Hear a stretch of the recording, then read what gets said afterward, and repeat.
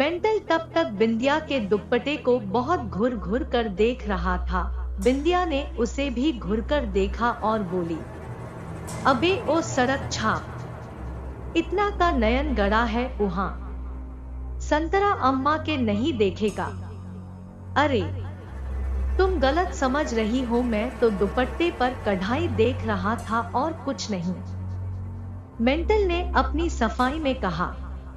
बिंदिया ने इतना सुनते ही अपना दुपट्टा निकाला और मेंटल के हाथों में थमा कर बोली, ले और बारीकी से देख ले, कुछ कसर ना रह जाए तेरे देखने में। अब बिंदिया के उभरे वक्ष स्पष्ट दिख रहे थे, जो कि पारदर्शी चुस्त कुर्ते में अंदर पहने अंतर्वस्त्र सहित थे। मेंटल का ध्यान जैसे ही उसके उभारों की ओर गया और उसने थोड़े गौर से उसे देखा, बिंदिया ने अपना आपा खो दिया और आँख देखा ना ताव एक जोरदार चमाट मेंटल के गालों पर धर दी और बोली, झोपड़ी के झामर झोरा, तुम्हारी गंदी नजर हमरे संतरों पर रही, शुरू से देख रही हूँ, तू मानता क्यों नहीं है फूकनी के। मेंटल पर चिल्लाते वक्त बिंदिया की आंखें क्रोध से तमतमा रही थी। बात आगे बढ़ती इससे पहले तीनों ने मेंटल को वहां से जाने के लिए कह दिया। मेंटल के जाते ही बिंदिया ने दोबारा अपना दुपट्टा सेट किया।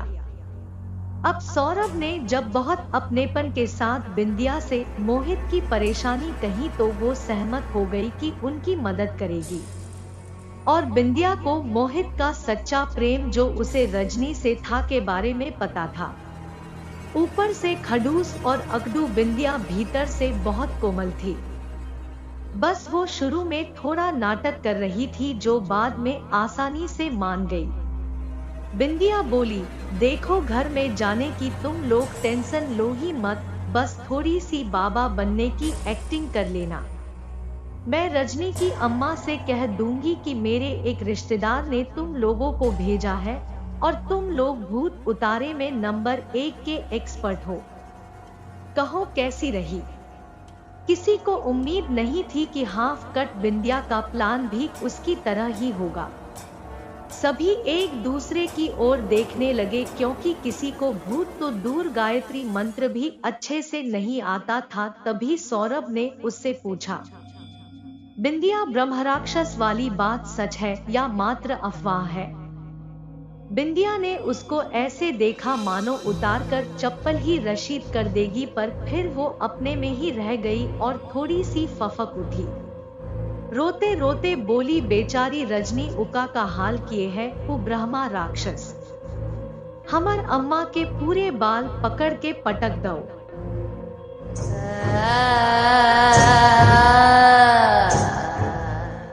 और इतनी दई उको गारी, हमने तो जे तक सुनी कि रजनी के घरवाले रस्सी से बांधे हैं, रजनी को रो बिल्कुल सूख गई बेचारी, हमको लगत है कि जिंदा ना ही बच पाएगी अब। भूत गाली भी देते हैं। स्ट्रेंज, बीच में टोकते हुए सुबोध उर्फ साइंटिफिक बोला, नहीं है ना यकीन, आज रात सब हो जाएगा, शाम को तुम लोग आओ बाबा बनकर, और हाँ उस संतरा के शौकीन को भी लेते आना, अभी चलती हूँ। इतना कहकर बिंदिया तो चली गई, पर उसकी बातों से सबसे ज्यादा आहत मोहित हुआ। बेचारा रजनी का सुनकर भीतर तक तड़प कर रह गया था। लेकिन अब समस्या ये थी कि बाबा बनने की रिस्क कौन लेगा, क्योंकि यदि पकड़े गए तो रजनी का भूत तो बाद में उतरेगा, पहले रजनी के परिवार वाले चारों के भूत लट मार मार के उतार देंगे। पर फिर भी बात यार की मोहब्बत की थी, इसलिए सभी बंदे उसके सच्चे प्यार के लिए बाबा बनने को राजी हो गए।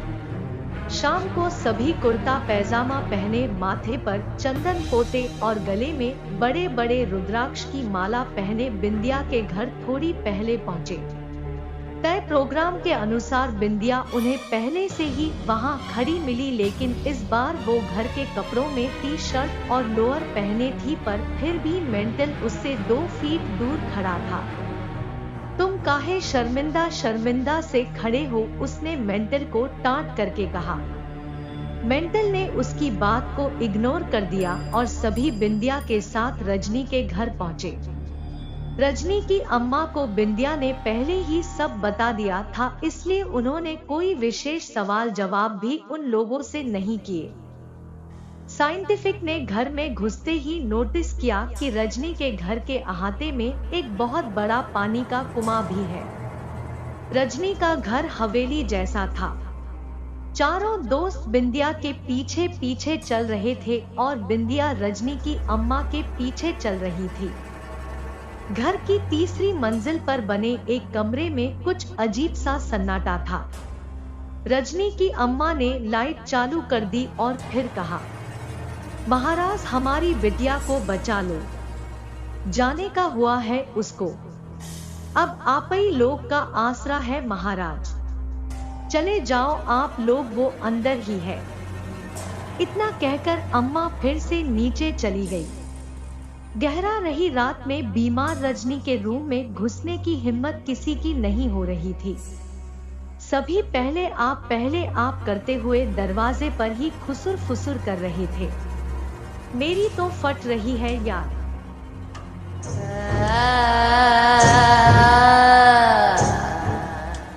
धीमी आवाज में मेंटल ने कहा, कोई बात नहीं, हम डोरे से सिल देंगे, आप भीतर तो जाइए पहले। बिंदिया ने खीसे निपोर कर मेंटल से कहा। सबकी खुसुर फुसुर को देखकर मोहित ने हिम्मत दिखाई और एक झटके में सीधा दरवाजे को खोलकर अंदर पहुंच गया। उसके जाते ही सभी एक करके अंदर चले गए। बस सौरभ कुछ देर बाहर रुक गया। रजनी, देखो कौन मिलने आए हैं। बिस्तर पर बंधी और औंधी पड़ी रजनी की ओर देखकर बिंदिया बोली। कुछ देर में अचानक वहां की लाइट आने जाने लगी, पर कुछ देर में लाइट स्थिर हो गई। रजनी कुछ देर से उठी और उठकर बंधे हुए ही बिस्तर पर बैठ गई। उसकी आंखों के नीचे काले काले गोल धब्बे पड़ गए थे। शरीर एकदम जीर्ण शीर्ण हो गया था और बाल उसके चेहरे पर फैले हुए थे। रजनी ने उन लोगों को खामोशी से देखा और इशारों से मोहित को बोली कि उसे रस्सी से खोल दो, क्योंकि अभिमंत्रित रस्सी से बंधे उसके हाथ जोर लगाने से पैदा हुए घर्षण से छिल चुके थे। मोहित उसकी ओर तुरंत बढ़ा, पर बीच में मेंटल ने उसे रोक दिया। क्या कर रहा है, पागल हो गया क्या? अगर भूत हम पर झपट पड़ा तो? तभी रजनी रोने लगी और बहुत प्यार से प्रार्थना करने लगी कि वो स्वस्थ है और उसे खोल दो। सब उसकी बातों से पिघल गए और मोहित, बिंदिया ने उसकी रस्सी खोल दी। रस्सी खुलते ही एकदम तेज हवा पूरे कमरे में चलने लगी। सीलिंग पर लगा बड़ा झूमर बिंदिया के सर से कुछ अंगुल की दूरी पर गिरा, नहीं तो वो मर ही जाती। रजनी के भीतर से ब्रह्मराक्षस बोलने लगा, झोपड़ी के यहाँ का अपनी अम्मा देखने आया है। और उसने अपनी रस्सी से मोहित के गले को फंसा लिया और खींचने लगी। मोहित चिल्लाने लगा और जल्दी ही रजनी ने दूसरी रस्सी से मेंटल और बिंदिया को भी फंसा लिया। खींचतान में ब्रह्मराक्षस से उलझ रही बिंदिया की टी शर्ट पूरी फट गई और उसके बदन पर अब बस ब्रा बची थी। मेंटल भी वहीं पास में रस्सी से फंसा हुआ जूझ रहा था। ब्रह्मराक्षस ने मेंटल को खींचा तो वो सीधा बिंदिया पर आकर गिरा और उसका सर उसकी ब्रा में जा लगा। मेंटल मन ही मन कहने लगा, इस ब्रह्मराक्षस ने तो बरसों की ख्वाहिश पूरी कर दी। तभी ब्रह्मराक्षस ने मेंटल को बिंदिया के ऊपर से हटाया और बिंदिया के लोवर को भी फाड़ दिया और वो ब्रह्मराक्षस बहुत जोर जोर से हंसे जा रहा था। डर के मारे भीगी बिल्ली बनी बिंदिया को देखकर वो बोला,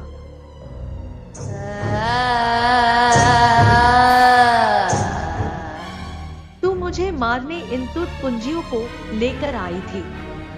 अंदर की आवाजों को सुनकर तभी सौरभ दौड़ता हुआ अंदर आ गया। उसने अंदर का दृश्य देखा तो उसकी गिगधी बंद गई।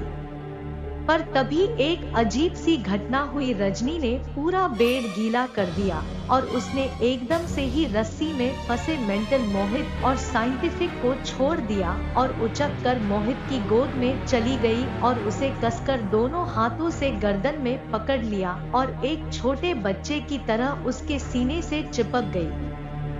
रजनी सिसकियां भरने लगी और फिर एकदम से चिल्लाई, मौत, मौत, बंद दरवाजा, मौत। वो बदहवास सी कमरे से यही चिल्लाती हुई निकल गई। सौरभ के आने से बंद दरवाजा भी खुला था, इसलिए वो दरवाजे को पार करके बाहर निकल गई। ना जाने क्यों वो बहुत ज्यादा डर रही थी और भागते हुए बालकनी से फिसल गई और अहाते में बने गहरे कुएं में गिरकर मर गई।